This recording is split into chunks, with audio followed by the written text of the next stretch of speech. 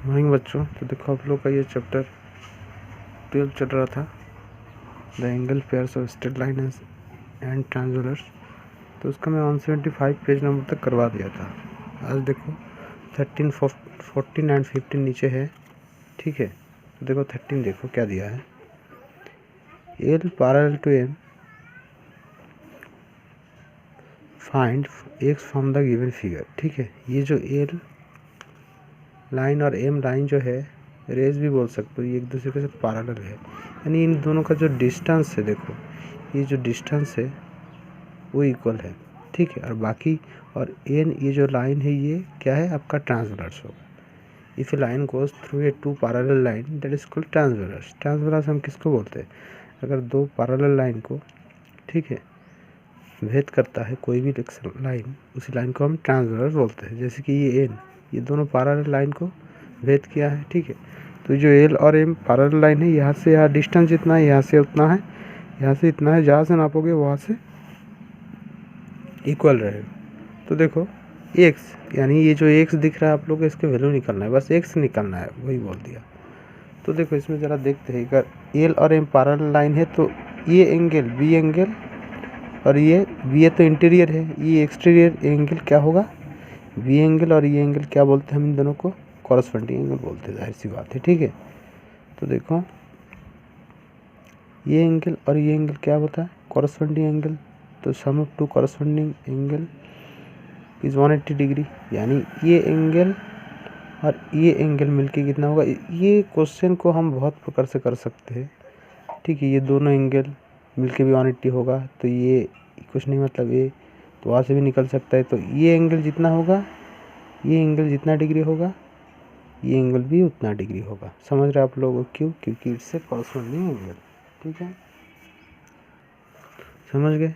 ये एंगल जितना होगा, ये एंगल भी उतना होगा।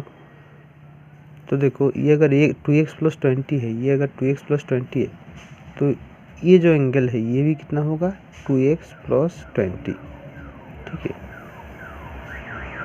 क्योंकि कॉरस्पॉन्डिंग एंगल है। अभी देखो ये एंगल क्या है, 3x + 25, तो ये एंगल भी कितना होगा, 3x + 25, क्योंकि ये भी कॉरस्पॉन्डिंग एंगल है, आप लोग लिखना, ठीक है, कॉरस्पॉन्डिंग एंगल।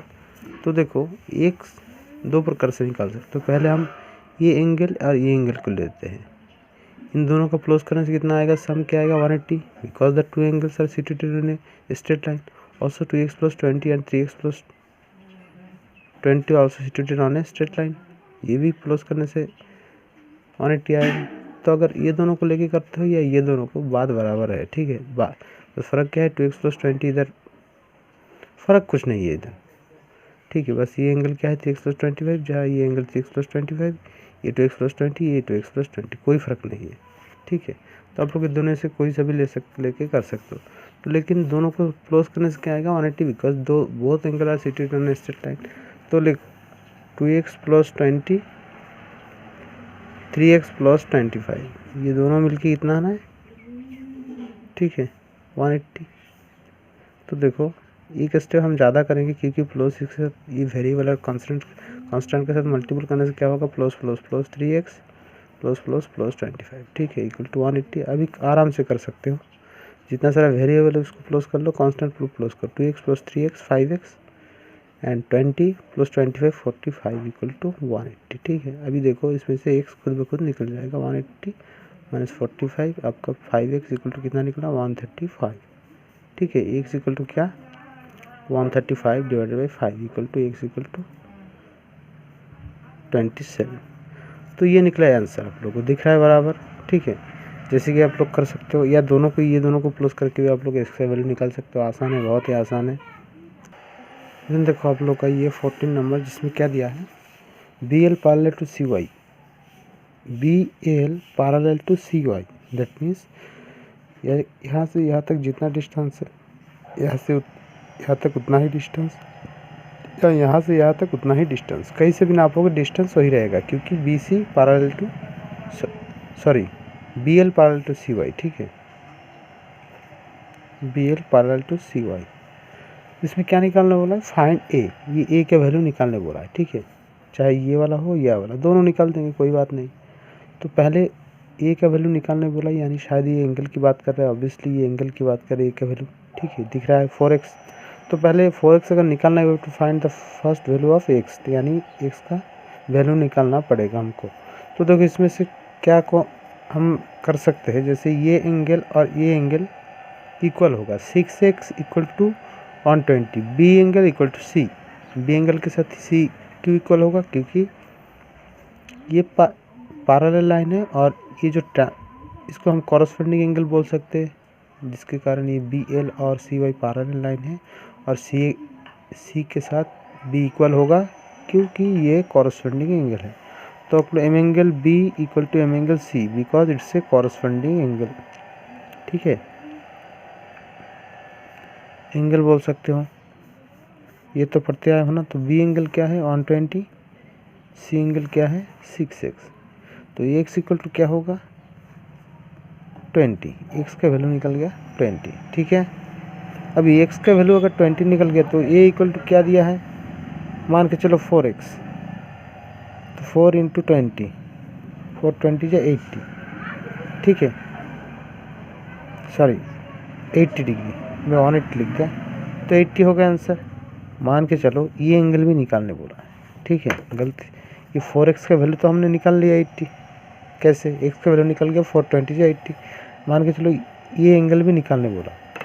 तो ज़रा सोचो कि एम एंगल ए कैसे आता है, या ये दोनों एंगल। ठीक है, मान के चलो, हाँ एम एंगल ए की बात कर रहा हूँ, एम एंगल ये टोटल जो एंगल है मान के चलो ए है। ठीक है, या नहीं भी ले सकते हो, बस इसका वैल्यू निकालना है, Y A Z A B. ठीक है, और ये एक कौन सा है, ये वाला एल ए वाई, एल ए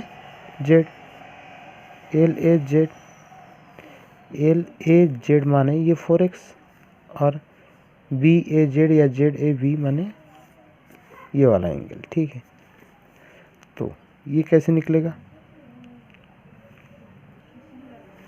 ये दोनों देखो, ये दोनों एंगल, ये एंगल और ये एंगल दोनों एक स्ट्रेट लाइन के ऊपर सिचुएटेड है, यानी दोनों को प्लस करने से क्या आएगा 180 आएगा।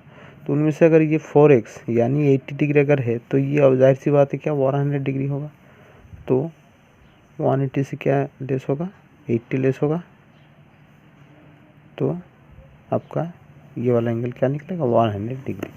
ठीक है, तो इतना आसान है, आप लोग कर सकते हो। तो वैल्यू दो ठो भी निकाल देना आप लोग, और जो नीचे देख रहे हो इससे आसान तो हो ही नहीं सकता। Find the ABCDE from the given figure और line with arrow in the same direction और पैरेलल। ठीक है, पैरेलल यानी इसको पैरेलल कौन कौन सा समझेंगे, इसके साथ ये पैरेलल है, ये पैरेलल है, ये पैरेलल है, और इसके साथ ये पैरेलल है, ये पैरेलल है, ये पैरेलल है। सेम डायरेक्शन दे भी दिया है, देख रहे हो आप लोग, यानी यहाँ इधर गया तो ये इधर गया, यानी ये दोनों पैरेलल हो सकता है, तो दे भी दिया है, देख रहे हो आप लोग। Find ABCDE from the given figure where lines with arrow in the same directions are parallel.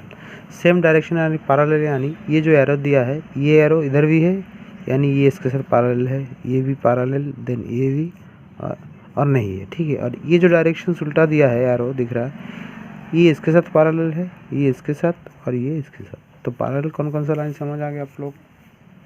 तो अभी क्या है 40 का, देखो ये वैल्यू क्या दिया है, ये 40 दिया है, तो जाहिर सी बात है ये भी क्या होगा 40 होगा।